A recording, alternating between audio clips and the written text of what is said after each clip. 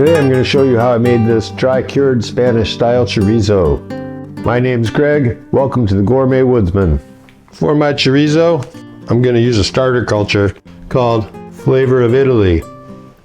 This does not have the list of bacteria on the back that most starter cultures have, but I'm going to treat it the same as any other starter culture. I'm going to give it about a teaspoon of the culture. I'm going to add about a quarter cup of water to that. If you have chlorinated water or something like that, you probably want to use distilled water for your culture. Now you want to mix this up at least a half hour before you're going to use it. Give the cultures time to wake up.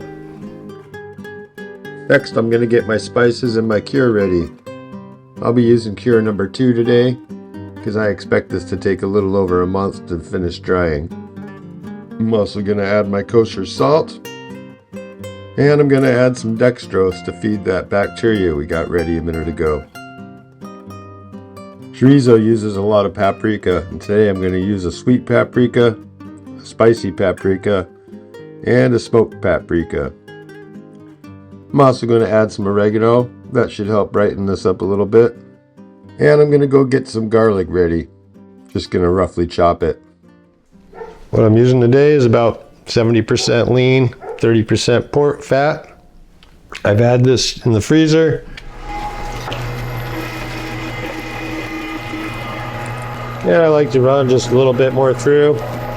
Run a little bit handful back through to help push out anything that might be left. I'm going to put this back in the freezer for a little bit. The next step for making this chorizo is taking its temperature. 31 degrees.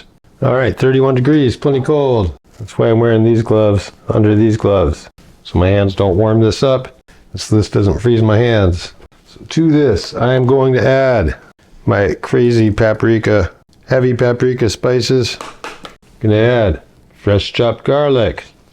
All the amounts will be in the description below. Next, I'm going to add my starter culture. This again is that Flavor of Italy. It's a pretty fast fermenter. Now we mix until this gets sticky. It'll look a little furry, and that's because we're extracting the protein, and all those little protein strands start to reach out. Okay, I think we're about there. Let's see. Yep, see, that doesn't really want to come off my hand. See how it's got these little, looks almost a little furry coming off of it. That's the protein strands reaching out. That's a sure sign we're done.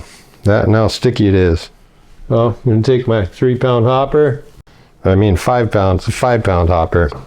And as I fill, what I'm going to do is I'm just going to push down because I want to make sure to push all the air out. Don't want any air trapped in there because that'll just go into our casing.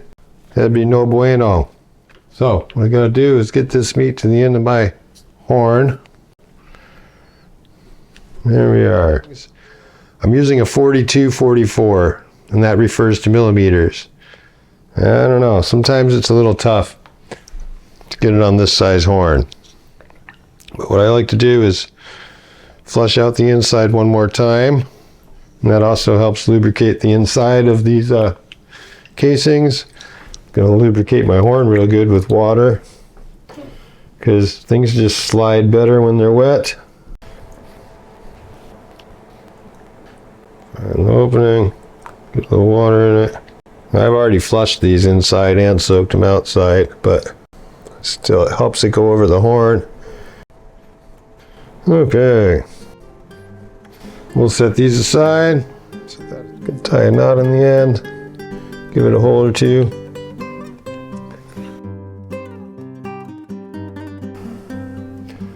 The deal is just going to tie that off right there.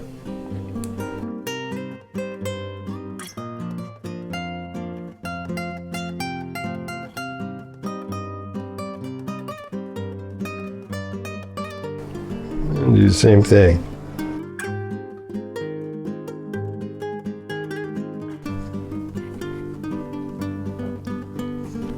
Punch holes, because I just want a bunch of little ones like this. So I'm going to keep doing that. I'll bring you back when I'm done. I don't like to waste what's left in here. If you have one of these tools, you can use it to get the rest out. And if you don't have one of these tools, back of a wooden spoon works pretty good. The handle on a wooden spoon definitely can get the job done. All right, before I wrap these up to ferment, I'm going to poke some holes, certainly where I see air pockets, but I'm going to give it a few extra anyway, even if I don't see air pockets. The piece that was left in my hopper, this is going to be what I test the pH with.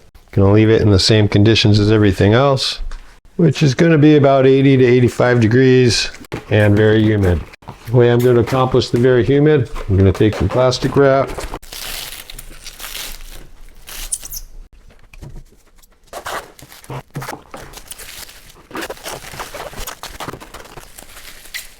hopefully that doesn't make my long one too funny looking. I think it'll be all right. Just going to keep this in my oven, which is, you know, it's about 80 degrees or so. I might turn the light on for a little bit here and there because it'll probably get cooler over the night. We'll see. So it's been about 24 hours. I did check this a few hours ago and it wasn't quite ready, but let's see how our chorizo's doing now. It's just down a little below 4.8. Maybe overshot it by a tiny bit. 4.8, 4.9, kind of what I was going for. It's like our chorizo's ready to go.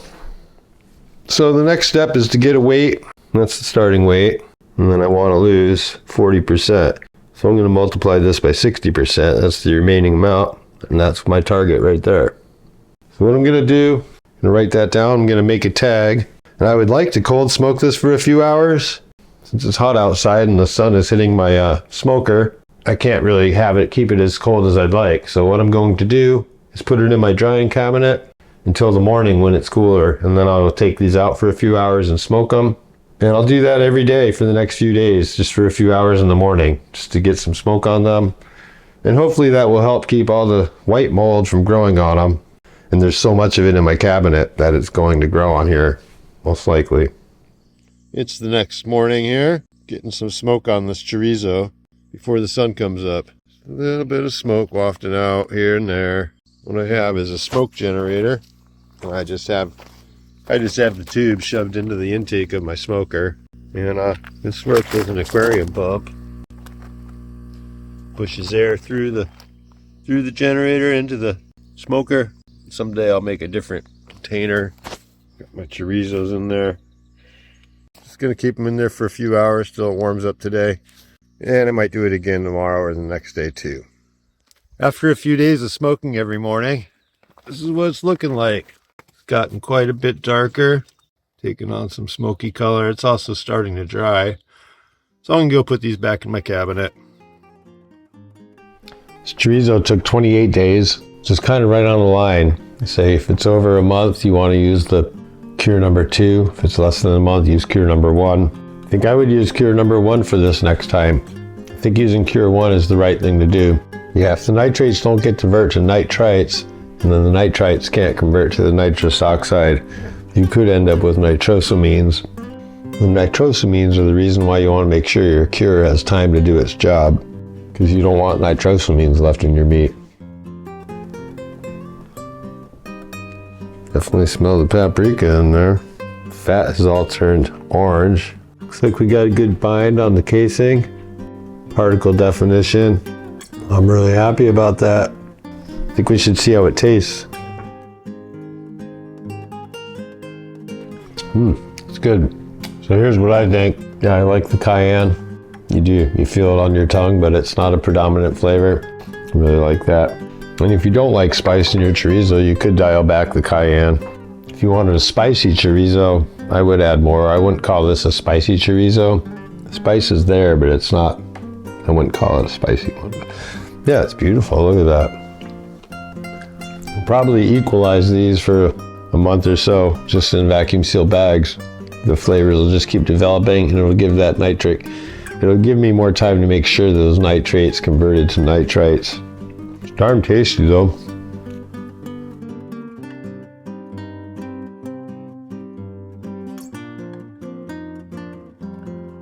Got them labeled.